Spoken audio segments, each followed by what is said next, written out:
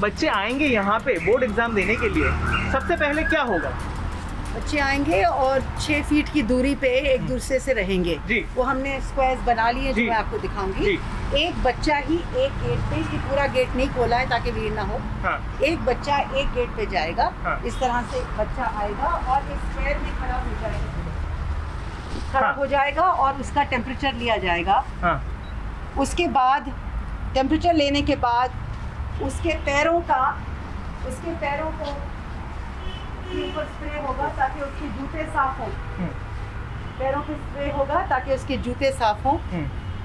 और उसके बाद वो यहाँ आएगा और वो अपने हाथ को सैनिटाइज करेगा इस तरह से 6 फीट की दूरी रखता हुआ वो बच्चा, और उस बच्चे को ग्लव्स दिए जाएंगे। अच्छा मैम, अगर कोई बाई चांस किसी बच्चे का टेम्परेचर आता है, वेदर ऐसा है, गर्मी है बहुत ज़्यादा, टेम्परेली वेदर स्पाइक हो सकता है, अगर टेम्परेचर आता है ऐसे तो फिर क्या होगा? उसको आने नहीं देगा? नहीं, बिल्कुल आने देंगे। जैसे आप वो वही प्रोसीजर होगा, वहाँ उनके पैर साफ होंगे, उनका सैनिटाइजेशन होगा, पर वो अब ये रास्ता लेंगे इन स्क्वायर्स पे आते हुए। हाँ। इन स्क्वायर्स अगर 2 बच्चे हुए हाँ। तो अलग अलग स्क्वायर से आएंगे। हाँ। और फिर यहाँ आते हुए ये लोग मेडिकल रूम में चलेंगे।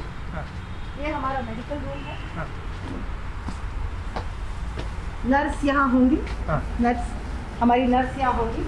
बच्चा यहाँ बैठेगा बच्चा। तो उनका जो पेपर होगा वो इस मशीन में सैनिटाइज होगा। ये पेपर इस मशीन में, पेपर इसमें जाएगा, ये मशीन बंद होगी और उसके बाद बच्चे को दी जाएंगे because it will be cleansed. फिर बच्चा यहाँ अपना बैठेगा। उसके लिए अलग से आपने देखा पानी रखा जाएगा और डिस्पोजेबल कप्स रखे जाएंगे। वो अपना पेपर यहाँ देगा। हमारी नर्स बाहर बैठेंगी या यहाँ बैठ जाएंगी उससे 6 फीट की दूरी पे। फिर यहाँ एक स्क्वायर आ गया है, बच्चा यहाँ पहुँच गया है ना, और वो दूसरा स्क्वायर वहाँ है। और ये हम पहुँच रहे हैं उस एरिया में जो हमने सैनिटाइज किया है एग्ज़ाम के लिए। ये जो बाल्टियाँ रखी हैं, क्योंकि बच्चे को बोला गया सैनिटाइज़र और वाटर बॉटल लाए, वो इसमें डालेंगे। जिनको ग्लव और मास्क फेंकने वो इसमें डालेंगे। अच्छा।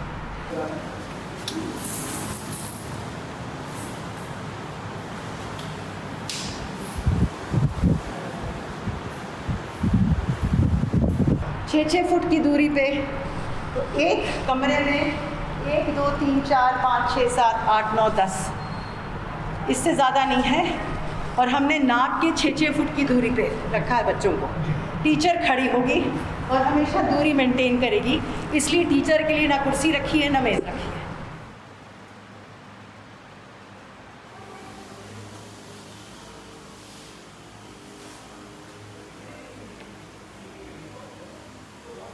या हमारी सफाई वाले एक्सिलरी स्टाफ बैठे होंगे किसी भी टाइम पे।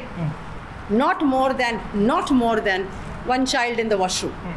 एक बच्चे से ज़्यादा हम वॉशरूम में नहीं भेजेंगे, क्योंकि जैसे ही वो निकलेगा फिर वो लेडी अंदर आके उसको क्लीन करेगी। तो अगर जब ये पूरा प्रोसेस खत्म हो जाता है, कितने ड्यूरेशन का होता है मोस्टली पेपर? 3 घंटे का। 3 घंटे का पेपर। उसके बाद जब खत्म हो जाएगा उसके बाद क्या प्रोसेस होगा? बच्चे कैसे बाहर आए? प्रोसेस वही होगा। हाँ। एक एक करके बच्चे आएंगे, क्योंकि आज मैंने आपको बताया 2 गेट बने हुए हैं। हाँ। तो क्लासें खुलेंगी, उस तरह से एक एक करके एक बच्चा आएगा उसी स्क्वायर में।